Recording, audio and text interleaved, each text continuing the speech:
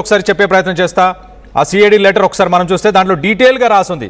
To additional director general of police, A DGP, ఒక DGP స్థాయికి, అలాగే crime investigation department AP Mangalagiri గుంటూరులో ఇది 2024. ఎస్, రైట్ సైడ్లో మనం డేట్ కూడా చూడొచ్చు.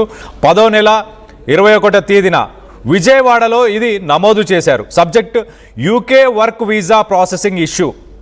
టుక్ money for UK work visa sponsorship, neither process done Nar money return. చాలా క్లియర్గా సబ్జెక్ట్లోనే మెన్షన్ చేస్తుంది.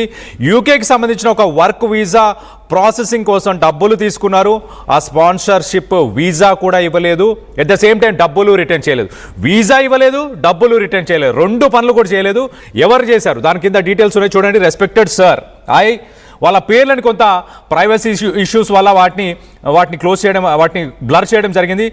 కానీ మనం చూడొచ్చు, we have been approached Mr. Madhukar Jagarlamudi, Managing Director, the Destiny Recruitment and Staffing Solutions on 25th May 2022. 2022 25th May, Managing Director, Destiny Recruitment and Staffing Solutions. Mister Madhukar జాగర్లమూడిని మేము కలిసాము, discuss చేశాము, టైర్ 2 వీసా కోసం processing అదంతా కూడా మాట్లాడాము. ఆయన మమ్మల్ని ఒక్కొక్కరికి 17,50,000 రూపాయలు కట్టమన్నాడు అంటూ రాసుంది. దాని తర్వాత అంటే యూకే కరెన్సీలో చూస్తే 15,500 పౌండ్లు. సో ముగ్గురికి మొత్తంగా 52,50,000. ఈ ముగ్గురు దగ్గర 4 లక్షల అడ్వాన్స్ ముందు తీసుకున్నారు.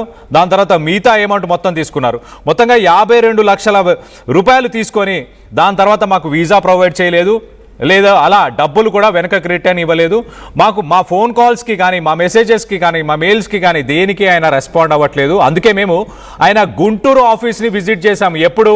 ఆగస్టు 2024లో ఈ ముగ్గురు బాధితులు ఆయన గుంటూరు ఆఫీస్ని కూడా 2024 ఆయన గుంటూరు ఆఫీస్ని విజిట్ చేసి అక్కడ ఎవరైతే పనిచేస్తున్న ఎంప్లాయీ ద్వారా ఫోన్లో మధుకర్తో మాట్లాడారంట. ఆ ఎంప్లాయీ ఫోన్ చేసి మధుకర్ని వీళ్ళకి మాట్లాడించడం జరిగింది. మధుకర్ ఫోన్ తీసుకొని నేను తొందరలోనే అది సార్ట్అవుట్ చేస్తాను అని చెప్పి అన్నాడంట. కానీ 2 నెలలైనా కూడా రెస్పాన్స్ అవ్వలేదు. దాని తర్వాత మరొకసారి సెకండ్ టైం ఈ బాధితులందరూ కూడా మళ్ళీ గుంటూరు ఆఫీస్కి వెళ్ళారు. అక్కడికి వెళ్ళి మరొకసారి అతన్ని కాంటాక్ట్ చేసే ప్రయత్నం చేశారు. కానీ ఆయన ఎలాంటి అసలు నేను డబ్బులు కట్టే అంటే ఆయన ఇంకా రెస్పాండ్ అవ్వడమే మానేశారు పూర్తిగా. ఈ బాధితులు ముగ్గురు 52,50,000 రూపాయలు వాళ్ళు అప్పులు చేసి వడ్డీలకు తీసుకొచ్చిన డబ్బులంట. దానివల్ల తీవ్రమైన ఆర్థిక ఇబ్బందులు ఎదుర్కొంటున్నారు. మనం కింద చూడొచ్చు. కింద దీంట్లో ఒక బాధితుడు ప్రవీణ్ అని ఉన్నారు. ఆయన మనతో పాటు ఇప్పుడు ప్రస్తుతానికి లైవ్లో ఉన్నారు.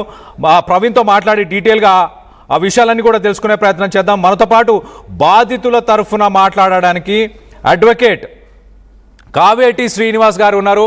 ఆయన ఇంటర్నేషనల్ లాయర్. ఆయన లండన్లో ఈ నందు దంపతుల పైన ఆయన కేసు ఫైల్ చేస్తున్నారు బాధితుల తరఫున.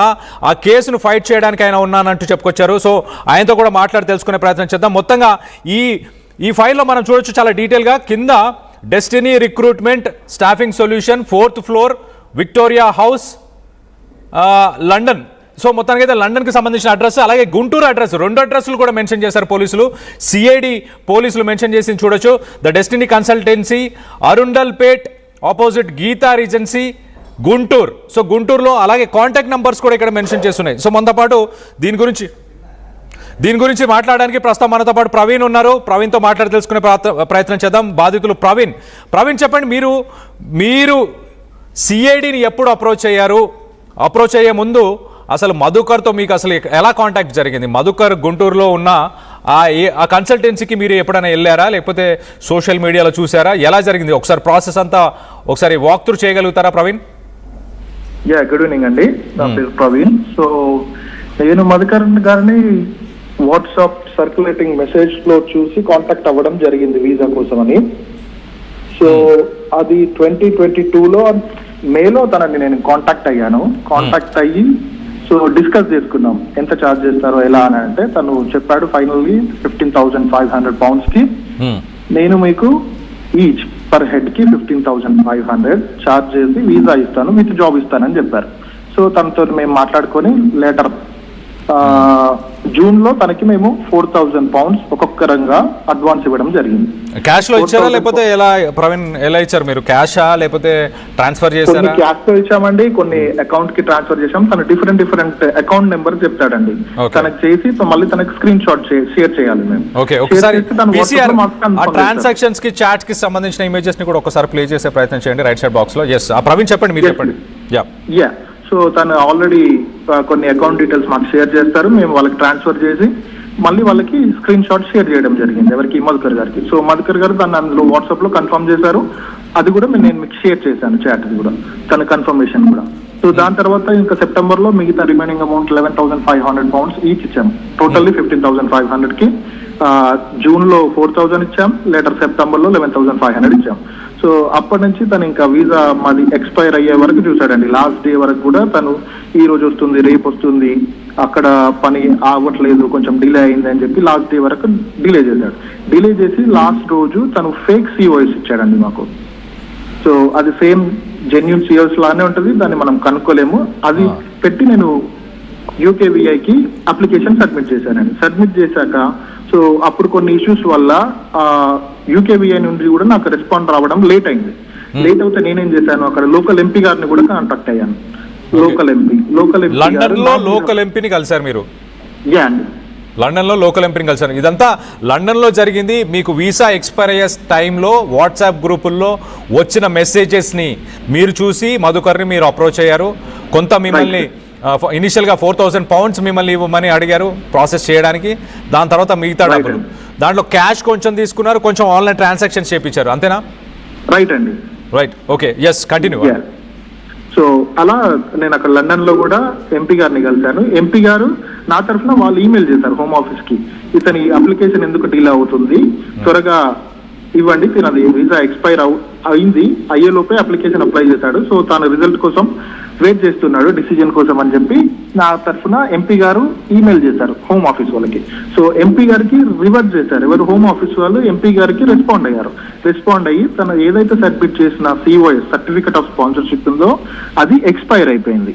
సో ఎక్స్పైర్ అయిపోయిన సిఓఎస్ ఇచ్చారు, దాని కారణంగా తన వీసా మేము చేయలేము అని చెప్పి ఎంపీ గారికి వాళ్ళు హోమ్ ఆఫీస్ వాళ్ళు రిప్లై ఇచ్చారు. సో అక్కడ నుంచి తీసుకున్న కన్ఫర్మేషన్ కూడా నా దగ్గర ఉంది, ఎంపీ గారు నాకు పంపించిన కన్ఫర్మేషన్ కూడా ఉంది.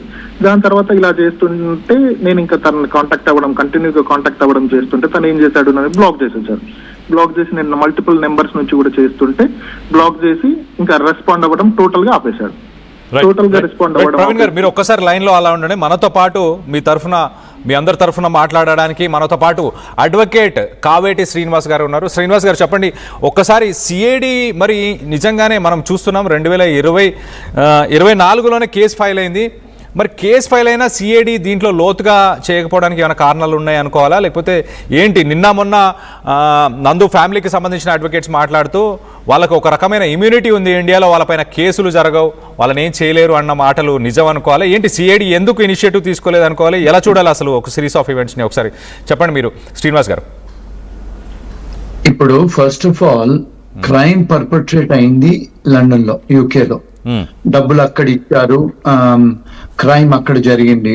సో సమ్ టైమ్స్ ఏమవుతుందంటే ఫారిన్ గవర్నమెంట్స్ కు యాక్సెస్ ఉండదు, నంబర్ 1.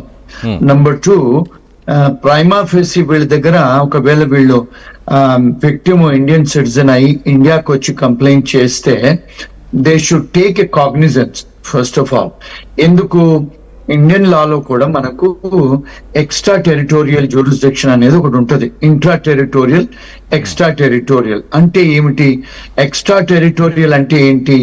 బయట దేశాలలో, బయట స్టేట్లలో ఎక్కడ నేరం జరిగినట్టు వాళ్ళకు పోలీసు వాళ్ళకు ప్రైమా ఫేసి ఇన్ఫర్మేషన్ వస్తుందో on the face of it they should take a cognizance. It is a cognizable offence. ఇది అఫెన్స్ కాగ్నిజబుల్ అఫెన్స్ అయినప్పుడు వాళ్ళకి ఇన్ఫర్మేషన్ వచ్చినప్పుడు వాళ్ళు కాగ్నిజెన్స్ తీసుకోవాలి. ఎలా తీసుకోవాలి? ఎఫ్ఐఆర్ చెయ్యాలి, ఇన్వెస్టిగేషన్ చెయ్యాలి, విట్నెస్లు తీసుకోవాలి, ఎవిడెన్స్లు సేకరించేయాలి. వాళ్ళు ఎవరన్నా నేరస్తులు ఉంటే వాళ్ళను ఇండియాలోనైనా అబ్రాడ్ అయినా అరెస్ట్ చేయడానికి అరెస్ట్ వారెంట్ తీసుకోవచ్చు. సో ఇప్పుడు సిఐడి వాళ్ళు తీసుకోలేదంటే there could be some lapses on their part. ఇంకోటి ఏంటంటే న్యాయశాస్త్రంలో delay defeats justice. The more delay the law enforcement guys they do, it defeat justice కదా, ఎవిడెన్స్లు పోతాయి, డిలే అయిపోతుంది. So there are so many things.